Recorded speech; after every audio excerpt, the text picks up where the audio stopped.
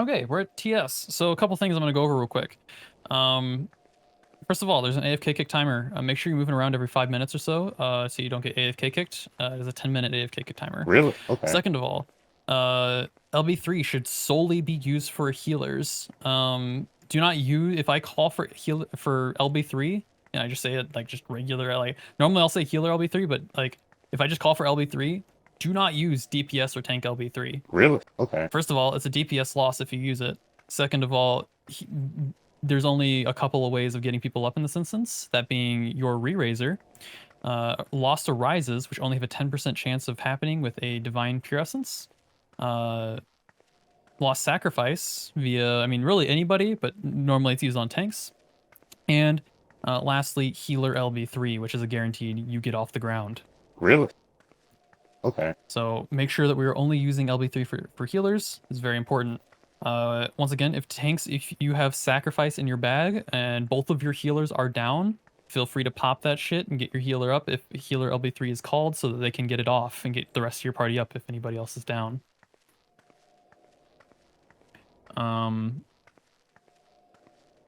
Yeah, that's the brunt of the main of the whole instance. We're gonna get on to Seeker now. Basically, Seeker is normal mode Seeker, but a lot faster, like a lot faster. So I'll be calling out like the cleave mechanic, based off the markers. If you're looking at DRS Learning 1, you see those pictures. You see the first and second picture. The first picture is how it normally will be. The Seeker will be in the center of the arena, and I'll be calling off the 1, 2, 3, 4 markers.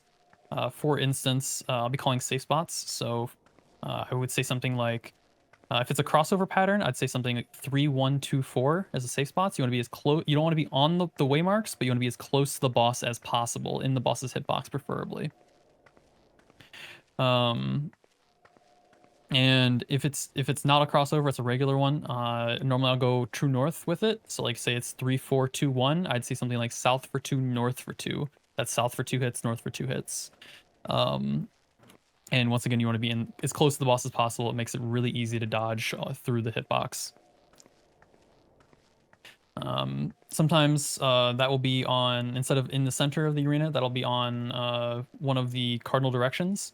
So for instance, if because Seeker will spawn clones, sometimes a clone will spawn here on the south side of the arena. And for that instance, I'd call something for the safe cleaves 3-4C blank. Blank being kind of where I'm standing right now. Since there's no marker here, this is the blank spot. Besides that, I will also be calling safe spots for the Orb and Lotus mechanic. Basically, I will say, so say the orb spawns on 3 and the lotus spawns on 1, I'd say something like look away from 3, head toward 3. That's a really bad cursed pattern, but that is what a call out would be. And then the last thing is if we see Earthshakers, you can see the last image. Earthshakers will happen along with Iron Splitters. Iron Splitters are the get on the blue brick or the yellow sand on the ground. And Earthshakers will happen at that same time. Basically, 3 people will get a marker above their head. You want to make sure you're taking that away from the party because the whole party will be standing pretty much on Seeker. If you get these Earthshakers, you do not get uptime. You want to take those away. Really? Okay. For the most part, the rest of Seeker can be called as we go. I'm not going to take too much time doing explanations because I know people start zoning out for a little bit. So if anybody has questions about anything that I just talked about, please ask. Otherwise, our ready checks for if you are ready and you're good to go will pretty much be stand on the C marker or in front of the purple line.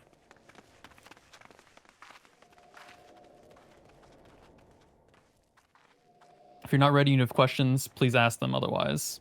Also, since Golems came up here last, make sure you grab those 2 chests at the bottom of the stairs for completing Slimes and Golems if you hadn't already. I said it to Slimes, but all loot in this instance is personal loot. So you have to make sure you pick it up for yourself. It is not a party-wide or alliance-wide loot. Those 2 chests just have some clusters in them, some fragments. Really? Okay.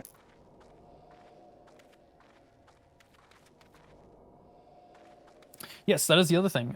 This is if you shouldn't have used your actions on slimes and golems. I didn't say that on slimes, but pretty much this is where you want to start using actions. This is where you want to start using your font of power, your HSAC, your damage actions like chain spell and all that stuff. As well as C4 and Derv. You want to make sure you're using those. It is very important for damage. Alistar, are you good? Just looking at you, waiting on you. Back there.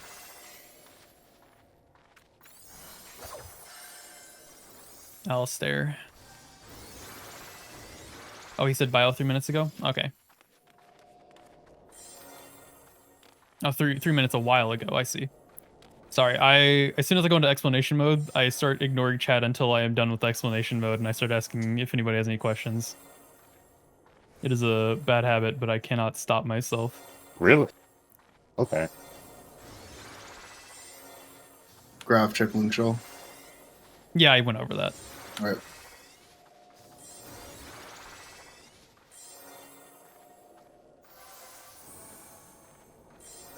That's making sure that I go over stuff while meanwhile they're zoning out.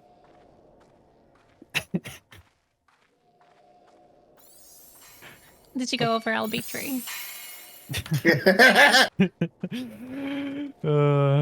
If a countdown starts, do not pull Dahu.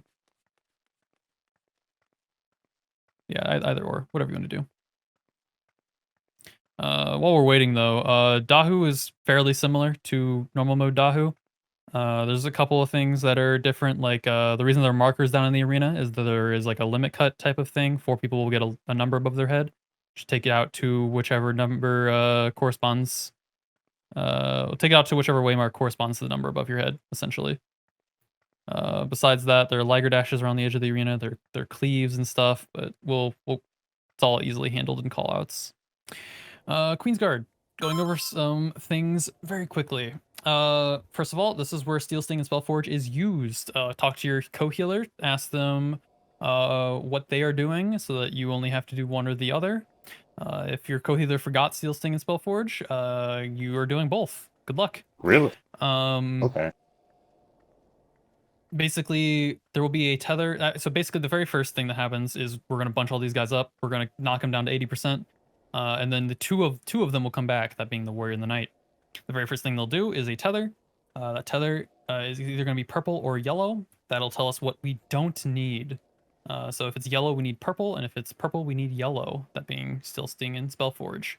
There are hybrid jobs that you need to pay attention to that might be in your party. There is a picture in Deer Stunning 1, the very first picture, that has Steel Sting, Spellforge, and hybrids. Those tell you exactly which jobs need what. You should pay attention to those hybrids.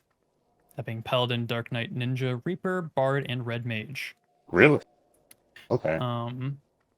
Besides that, Knight and Warrior will also do a bomb mechanic.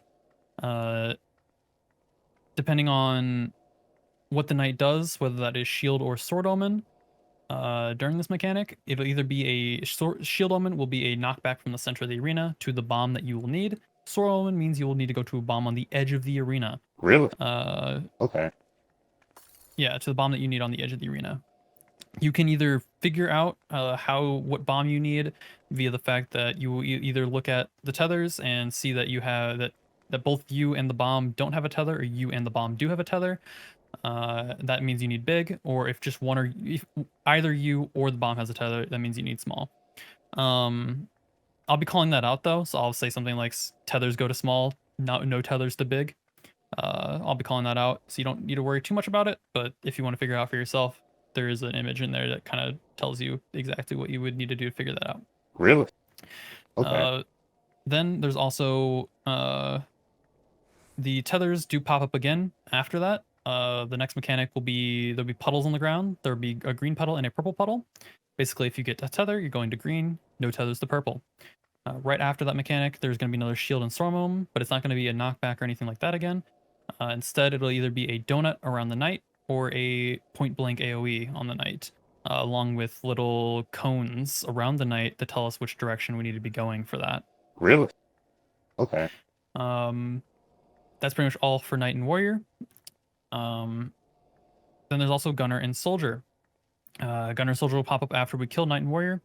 The main mechanic for that is Fire Frogs. There will be a safe spot that I'll be calling out, depending on where these fireballs that turn into frogs move to. As soon as I know where the safe spot is, I'll call that out. And then you need to show your hole to the gunner that will be in the center of the arena. It's like the Mustadio mechanic in the Alliance raid that you all had to do before you could even enter this raid. So just make sure you show your hole to the gunner during that mechanic. After you show your hole to the gunner in the center of the arena, there'll be turrets along the east and west walls. It'll always be the east and west walls. You need to make sure you look at the turret and face your hole toward a turret on the wall after you've turned it after the gunner. Really? Okay. That is the major mechanic for soldier and gunner. There's also like pyretic and stuff like that in there, but I'll be calling out exactly when those happen. So you just need to make sure you are listening. Oh, there's also turrets. Turrets are another thing. Just those are DPS priority when they come out. I'll be calling that out. We'll be okay. Then there's the last phase. That's the ward phase. When all of them come back in, they'll have wards around them. Make sure you're very careful about DPSing these wards. They will have a knockback and give you a doom stack if you hit them during the Coat of Arms cast. Or after the Coat of Arms cast. So make sure you're paying attention to that. Really? Okay. Otherwise, this is where these markers come in. So I need a... Oh, Wobble's got both Dispel and See, so we're good there. So basically what these markers stand for is if you're looking at that last image in DRS 91, you can kind of see where those waymarks are on the arena. I'm also going to have these markers in the arena itself, like this. You can see, so if you were looking at if you remember what your number was while you're standing back here outside of the arena, you can kind of see where the numbers are in the arena. Basically, if you were the four reflector, you're gonna at this last phase, you're gonna come to this 4 marker. There's gonna be 2 orbs. There's gonna be one like right about here-ish, and one right about here-ish. Basically, what you'll do is you'll pop your light curtain, or if you have the reflect plate, because you prefer that, you'll basically have reflect on yourself. You'll basically let the orb hit you. It'll reflect that damage back onto the orb and kill it, and you'll walk to the second orb and do the exact same thing. Let it hit you, and it'll reflect the damage back onto it and kill it. That is your job. Hopefully, if you have questions about it, please ask, but these markers should pretty much tell you exactly where you need to go. It's pretty much always clockwise. So like if you're the C reflector, I think the orb will spawn more like right about here. You'll reflect this orb and then walk straight clockwise over to this orb, over this way.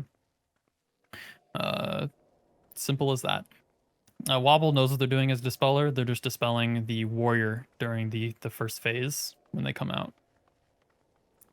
The other things to note about ward phase is that there will be RS spheres on north and south, that being right about here, and also in about the same spot on the north side of the arena. Those will be the first things that we kill. I'll say something like Slimes north, Golem south, being ABC north, DEF south. Basically, we want to DPS down those RS spheres ASAP, and we want to have tanks take aggro on them and invuln it.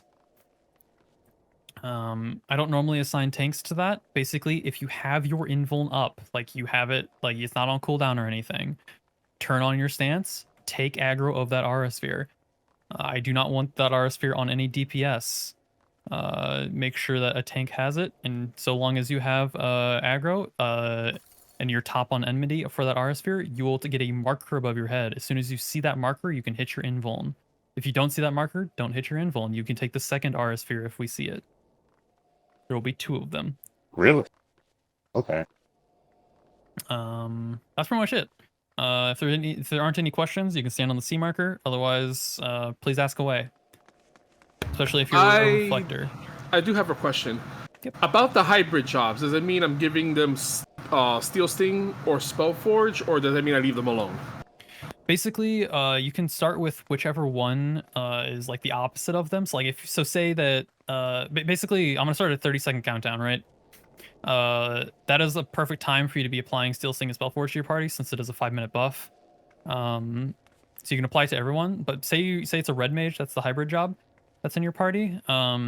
basically you can apply Steel Sting to them during that 30-second countdown, but if that tether is yellow, whenever I call it out, like click off Steel Sting, apply Spellforge, or click off yellow, apply purple, you'll want to apply purple to them as well because their melee combo is physical, so they will need a.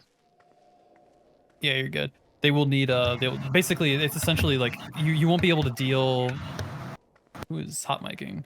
You won't be basically the tether makes it so you won't be able to deal that type of damage to them. So like if it's a physical job, they won't be able to deal that like their damage to the warrior or the knight. Gotcha. If you can't remember the chart off the top of your head mid-fight, you can just give the proper buff to everyone in your party. Yeah, just that to be is safe. that is the other option. Literally, like if I say, like click off yellow, apply purple, if you can't be bothered to check the chart or don't know it by memory, you can just go down your whole party list at that time and just apply it to everybody just to make sure. Really? Okay. Okay, thank you very much. Yeah, no problem. Very good questions. And really all questions are good questions. Any question you have, ask them. Also, we're waiting on a DC right now, so. I mean, they're just reskinned goblins. I mean, they're You're a reskin goblin. okay. You're just a goblin. God fucking damn. Yeah.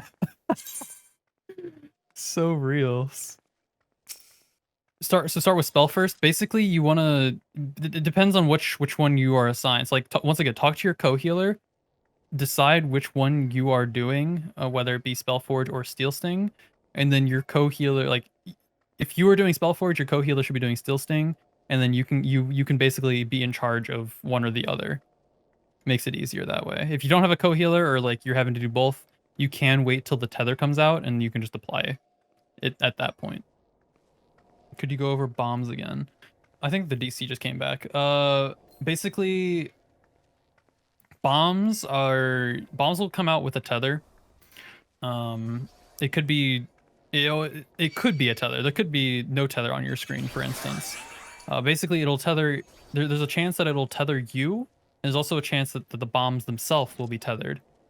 And what that like third image in DRS 1 is talking about is say that you don't have a tether and the bombs don't have a tether.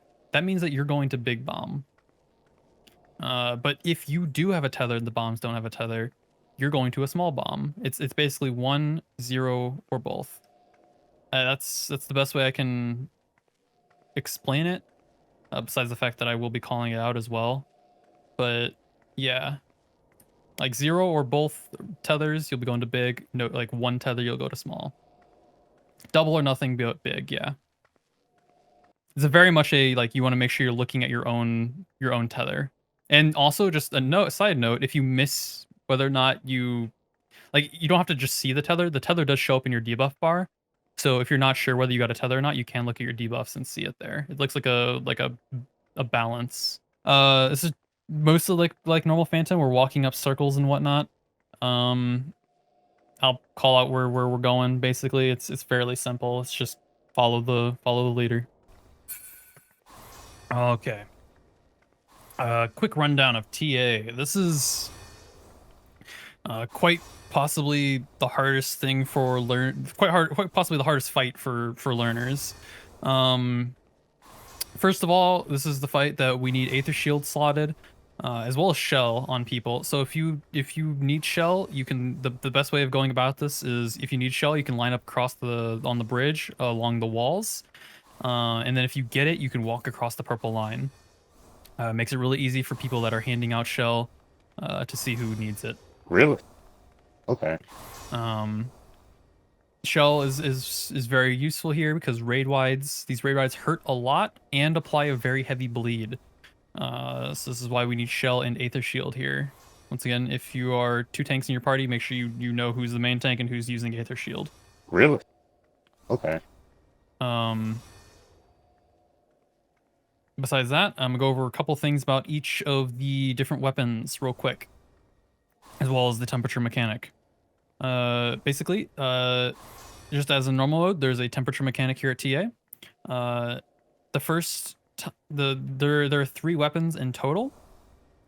And each weapon will happen twice in a certain pattern, depending on which one she shows during the first couple of times she shows her weapon. But the thing you have to remember is that the first time that she shows each weapon, it'll be just normal temperature stuff, like in normal mode. The second time that she shows each weapon, there will be a brand associated with that.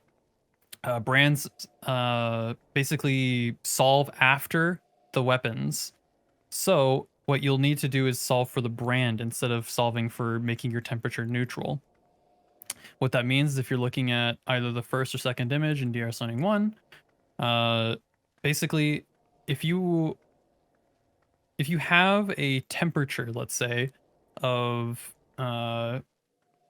2 cold, and you have a brand of 2 hot, you need to get hit by basically nothing. Really? Okay. Or a better example is if you have a temperature of 2 hot and a brand of 1 cold, you need to get hit by 1 cold, so your temperature is 1 hot, and thus you equal it out. The easiest way to think about it is simple math. You can think of fire as positive and cold as negative. You add them together and you figure out what you need. Really? Okay.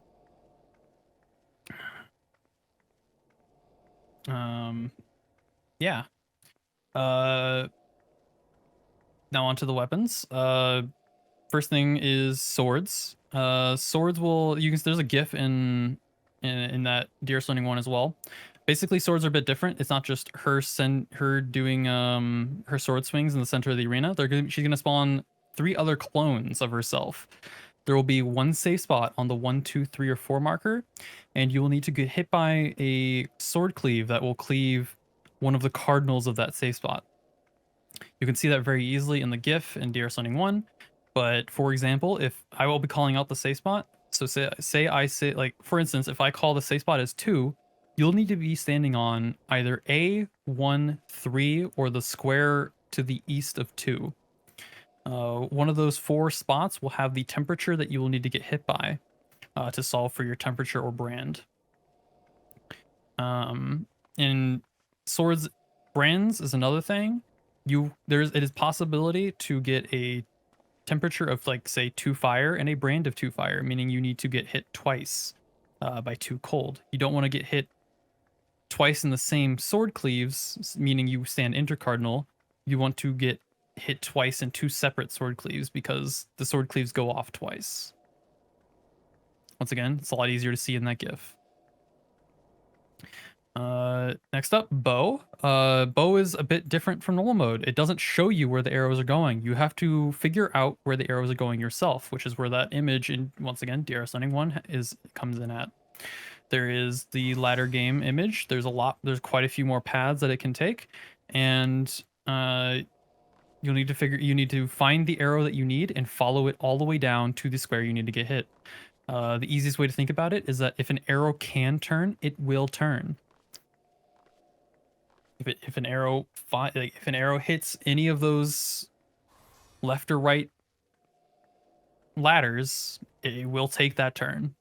You need to if you need to drop GCDs to figure out which path you need to take to get hit by the proper arrow, do so. Once again, I think I said it a little bit earlier, but it is very important you're doing mechanics and not dying. Really? Okay. That is the main thing. If you're not dying, that means you're doing DPS, and we're seeing less mechanics, meaning less deaths overall. And then meteors. Basically, it's just like normal mode, but they will take up the whole arena. So there's no like in the center that you will get hit by nothing. They will all hit they'll have massive AoEs. They'll hit the entire arena. During meteors, there will be also during bow. Actually, there will be force marches during both bow and meteors. You'll need to get force marched to the correct temperature that you need. Force March takes you 2 squares. So say I'm standing here on C, and I have a left-facing Force March. So I'm facing toward Avowed right now. I will get Force March 2 squares to the left, all the way over here to the wall. This is where I'll end up with my Force March. So keep that in mind when there is one. There are a couple of spots where that happens. One of them is at the start of Bow. They'll need to get Force March to the wall to get dodge the death wall. There'll also be one during Bow 2, but it'll be during the mechanic itself, so you'll need to get marched into the arrow that you need. The meteor as well, and the first meteor as well. You'll need to get Force March into the meteor that you need. Really? Okay. That's mostly it. The second meteor, you won't get Force Marched. You'll need to just walk to the meteor you need, but there will be clones along the wall that you'll need to dodge, and there'll be one of the 4 squares here in these intercardinal directions will be safe for you to stand in for the meteor. I can't stand on the closest to Avowed, but that is mostly it, I do believe. There are a couple of tank busters as well. Tanks will need to stack on me for there's an enumeration 3-person stack tank buster, so I'll just call tank stack on me for that. But besides that, that's Avowed. If you're ready, stand on the C marker. Questions, please ask. Otherwise, we'll be going. How this is gonna work for tanks? There's gonna be four Minotaurs that spawn on the northeast, south, and west cardinal directions of Lord, right in the center of the arena. What you're gonna do is, depending on which number you are, you're gonna take that ad. Like Bad is gonna take the north ad, Percy's gonna take the south ad, for instance. Basically, you're going to drag them out. If you're looking at that first picture, you can kind of see how they're going to be dragged out. They're going to be dragged out to the outer ring, and then you're going to take them in a clockwise motion around the arena. The reason for that is if they auto you, you take a doom stack, like a ruin stack, and if they get too close to one another or they get too close to the Lord, they'll zoom up. They'll get the zoomies. They'll get really fast and it'll not be good, essentially. So you want to make sure you're kiting them around the arena. After the first cardinal, so say I am the south tank, I'm doing what Percy would be doing. I'd be starting here. I'd drag the Minotaur out. I would then take it 1 cardinal direction all the way to the west, over this way. And then right when I get here, there will be traps that go out in all these intercardinals. Basically, if you're a solo tank, that being Bad or Percy, you will be popping your sprint, popping your invuln, and running through this next section. If you're an off tank, that being Doomfist or Star, you'll be doing that. You'll be doing that instead of your main tank, or not Star. Whoever it is, Verona. You'll be doing that instead of your main tank. The main tanks just need to focus on keeping their ad kited properly, because popping the trap and kiting is whole nother kind of thing that you have to make sure you're paying attention to a couple of different things. It's a bit tricky sometimes, which is why we assign off tanks to new tanks. But yeah, that's basically the off tank's only job. The other job for off tanks is you want to make sure that after your main tank has taken aggro, you're just kind of throwing shield lobs and stuff to your main tank's ad, so that you're second in aggro for the most part. Just in case the main tank goes down. As if we get a loose Minotaur, things can go very poorly. That's the tank's responsibilities. I need healers on A and D. A for Reflect and D for Dispel. This is where you're, if you didn't slot Dispel at Queensguard, this is where you're probably going to be slotting Dispel. And probably keeping it all the way through here to Queen. Because we would need to dispel Earth Orbs that spawn in the center ring. See that smaller ring around the Lord? You will be dispelling Earth Orbs that spawn and then hitting them with like a dot to kill them. They have like 1 HP, but they need to have a Stone Skin buff dispelled.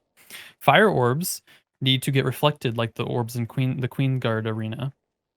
You just need to reflect those and kill them. Simple as that.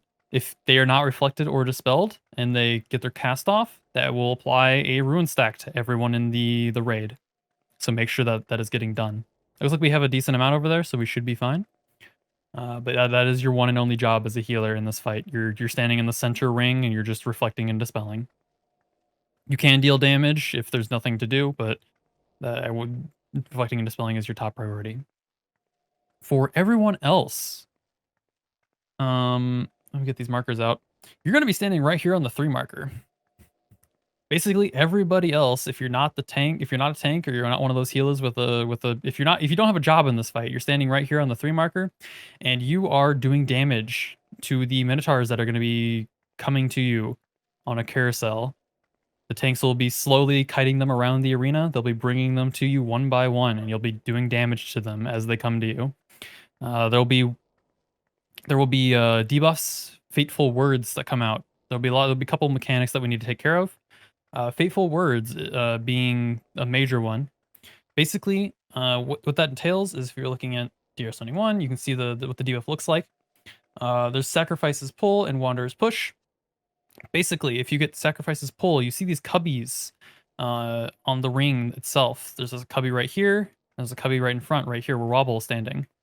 Basically, if you get Sacrifices Pull, you need to be standing where I am standing.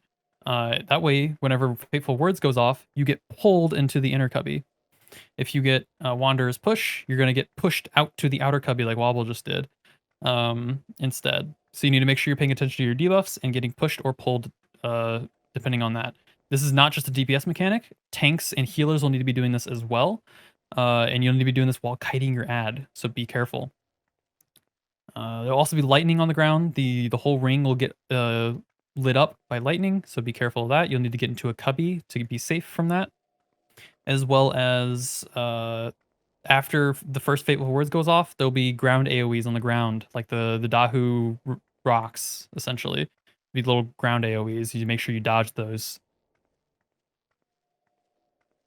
For the most part, though, we need to be saving our actions for ad phase. We're going to be bursting down the ad, so don't use any actions on Lord himself. If there are any questions, please ask, especially the tanks. Tanks, you have the hardest job here. Please ask questions if you're not sure what you're doing.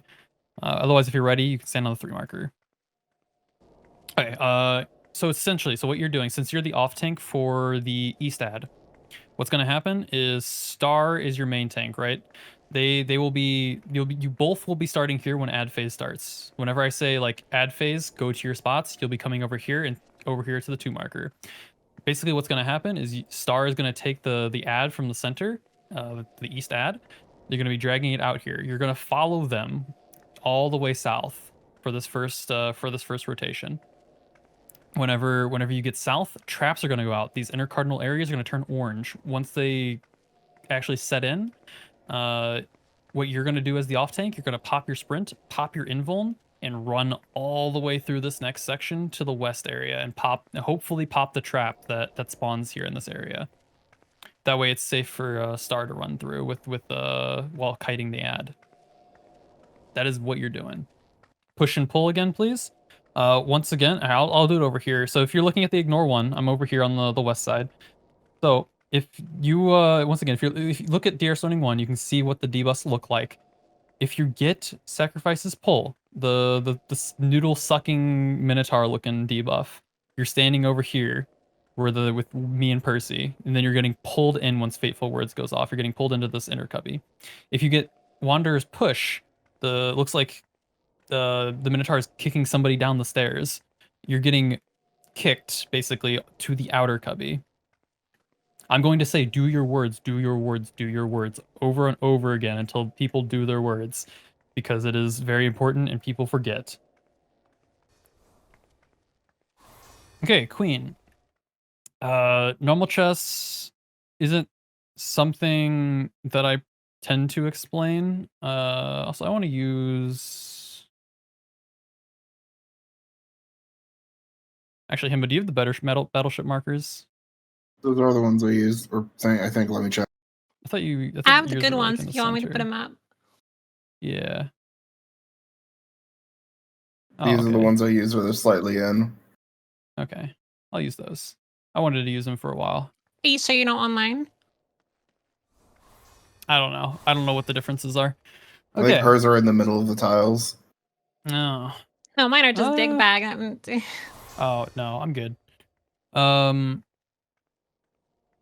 Yeah, so I'll be using these markers for queen. Basically, it helps for calling exactly where people should be standing for super chess. Super chess callouts I'll be calling out exactly where 5s, 6s, and 7s will need to be standing. Really? Okay.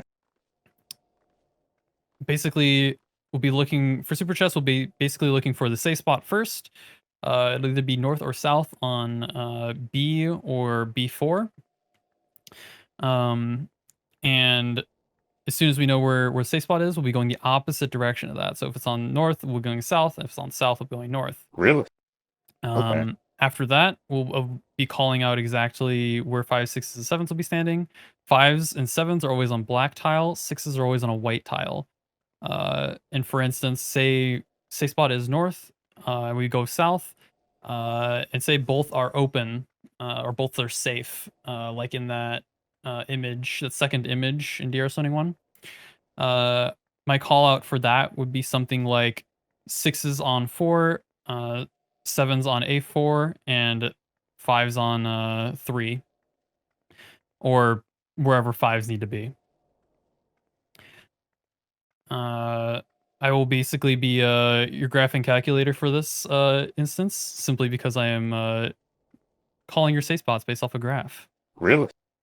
Okay.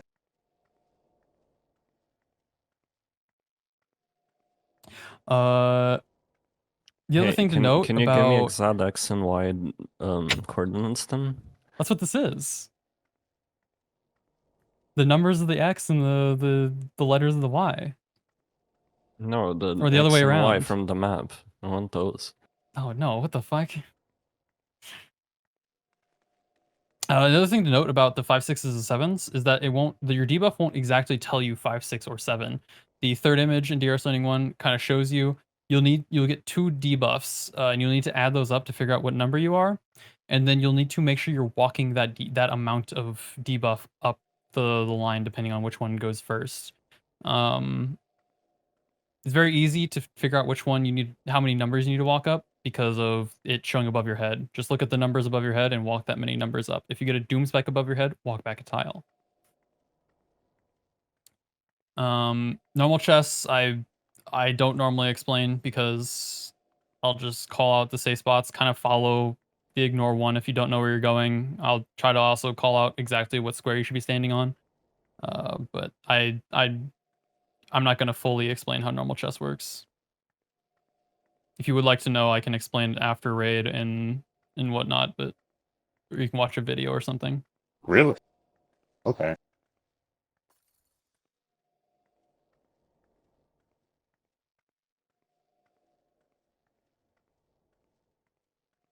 Don't forego No, all the light Naval is not curtains. here. There will be no queen. There will not be any relentless play number calling.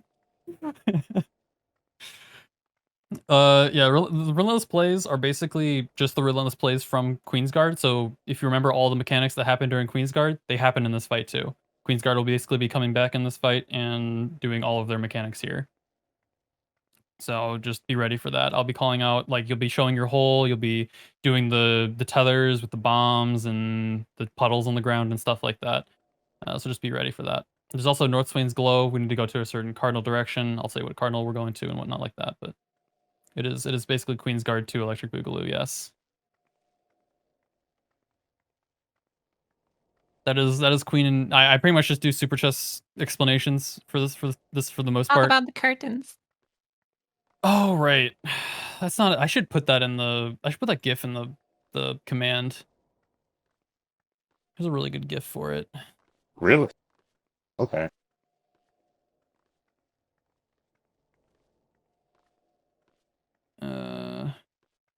Basically, your light curtains that are in the bag. If you're wondering what those are for, up until now, you could have either used them during Queensguard, to help with reflecting orbs that got missed, or the more obvious use of them is there are giant fucking orbs. You will more than likely, I mean, you might not see them. There's a reason why light curtains are in your bag, is because people can't open their eyes and see them. But the reason is that those orbs need to get reflected so that it makes a safe spot for us to stand in. A lot of people miss them and don't see them, even though I try to call out where they are. So what you can do is once the duty gauge hits 100 and the orbs spawn, you can hit your light curtain and just fully ignore it. Really? Okay. And just keep doing damage. It does. Just remember that light curtains do take a GCD, so you need to make sure that you drop a GCD, hit a light curtain, and you're good to go. You can fully ignore the orbs. That is why light curtains in your bag. It's for brain dead orbs. Really? Okay. Otherwise, use your eyeballs if you don't have any light curtains. Really? Okay. That's pretty much it. Really? Okay. If you're ready, stand on the B4 tile. The chest contains a minion, some fragments, and a full box of full runner secrets for you to get gear with. Other than that, you can get your Cerberus mount from the achievement menu, or go to Jonathan and Gordania to pay him a visit.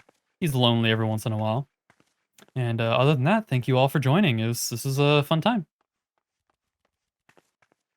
Hopefully once again, I try to make my explanations not too long. I do sometimes go on a little bit too long, I feel like, but hopefully I didn't bore people and hopefully people had fun. That's all I ask. Reclears are a lot of fun. If you guys like this, reclear is even better. Like this took, how long does this take? 2.5 hours? That's so long. Reclears take an hour at most. It's a ton of fun. We do a lot of action pumping and stuff. I highly recommend joining them. They're a ton. I wouldn't still be here 200, nearly two. I think I have 200 clears now. 200 clears later, if not for reclears. Shut up. Go No do one big- gives a shit about your stupid ass dumbass fish. Go fish with Eric. He's lonely. He's a lonely old man. Go fish with your children. Oh wait, you don't have any because no one loves you.